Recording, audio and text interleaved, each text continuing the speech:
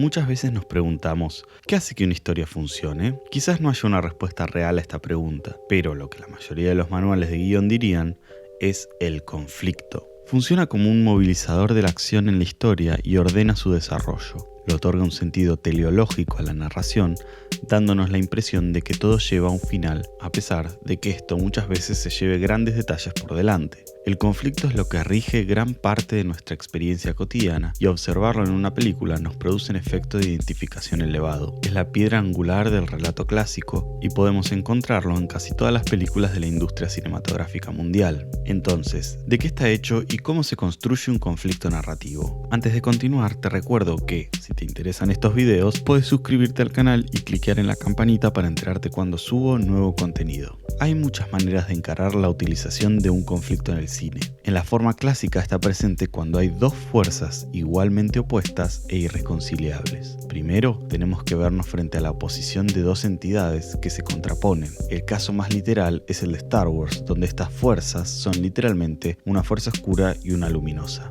Técnicamente, y para que los fanáticos no me vengan a buscar enardecidos, la fuerza es una, lo que hay son dos lados de la misma. Justamente, las fuerzas narrativas son esos lados contrapuestos. Otras fuerzas pueden ser el bien contra el mal, la democracia contra el autoritarismo o la autosuperación contra la decadencia. Lo importante para pensar un conflicto clásico es que sean dos elementos compuestos en los que los personajes puedan enmarcarse.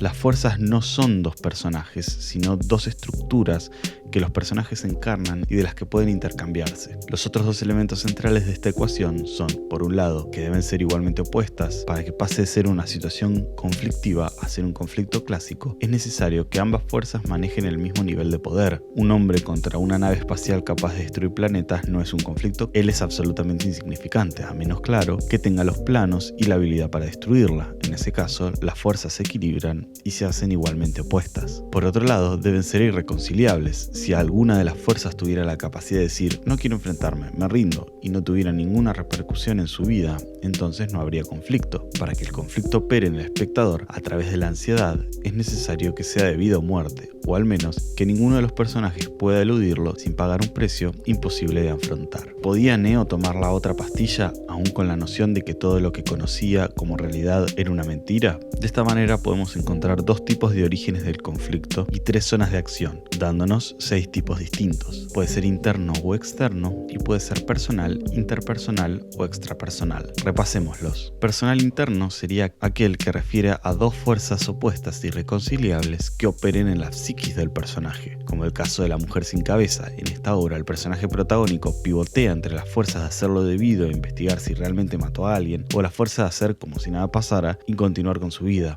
Claro que está ligado a un hecho exterior, que es el accidente, pero no es ese suceso lo que genera un choque de fuerzas, sino la vacilación del personaje. El problema de los conflictos interno-personales es que son difíciles de presentar en acciones, un género que sabe manejar de manera magistral. Esta exteriorización metafórica es el cine de terror, con monstruos o anormalidades que no son más que los propios conflictos internos de los personajes. Personal externo refiere más a dificultades motrices o el vínculo con el propio cuerpo. Por ejemplo, además de otros conflictos que lo atraviesan, el hecho de tener tijeras en las manos le genera un conflicto entre su imposibilidad de adaptarse al mundo y su necesidad de aceptarse como es. En cuanto a lo interpersonal, si fuera interno, referiría a los vínculos personales entre sujetos. Por ejemplo, relaciones padre-hijo, relaciones amorosas o de amistad que entren en conflicto por encarnar dos fuerzas contrarias. En general, los dramas y las comedias románticas funcionan bajo esta lógica. En Cuando Harry conoció a Sally, aquello que los une es el vínculo afectivo, pero sus personalidades encarnan formas de ver el mundo distintas. En definitiva, fuerzas.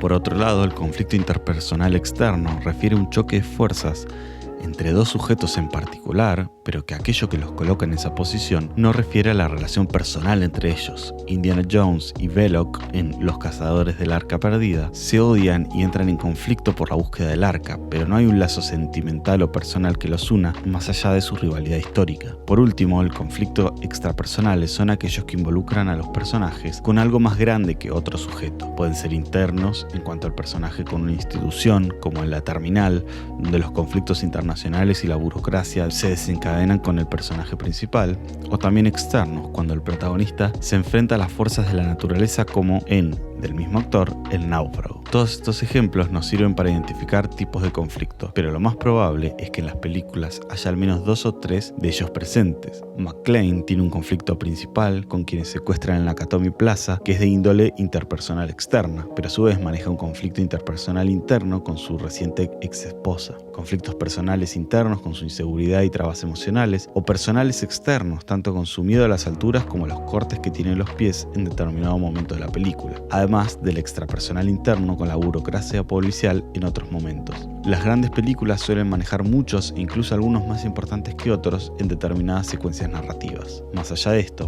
el esquema de fuerzas no es la única manera de pensar un conflicto. También podemos partir desde los deseos de los personajes, con una mirada más introspectiva de la narración cinematográfica y menos estructural, comprender qué moviliza a un personaje y elaborar una incógnita a través de ese motor que puede producirnos un conflicto que nos identifique con ellos en un terreno más afectivo. Si tu deseo es dejar de sentirte solo y tu objetivo es construir un vínculo con otro sujeto, la película instaurará la pregunta: ¿podrá Theodore dejar de sentir la soledad a través de su vínculo con Samantha? Esta incógnita nos mantendrá enganchados en la película más allá de que haya no un conflicto clásico. Otra manera de pensar el conflicto de una obra es desde la tensión audiovisual. Esto lo desarrollé en el video sobre tensión que dejo en la descripción. Pero hay obras cuyo centro de interés no está dado en el relato clásico o en la identificación de los deseos de los personajes, sino en el juego de tensión de elementos audiovisuales que se desenvuelven frente a nuestros ojos.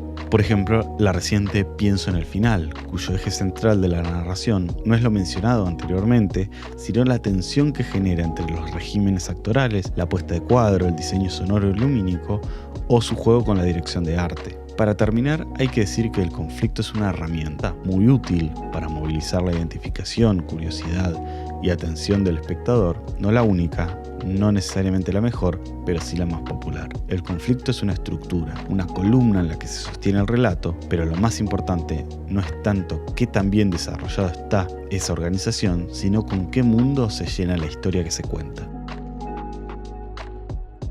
Este fue un nuevo episodio de Síncresis. Me ayuda a que compartan y comenten mis videos para poder hacer crecer esta comunidad. Mi nombre es Mateo Matarazzo y pueden encontrar más contenido como este en mi Instagram personal. Suscríbanse al canal y cliquen en la campanita para enterarse cuando subimos nuevos videos. ¡Nos vemos!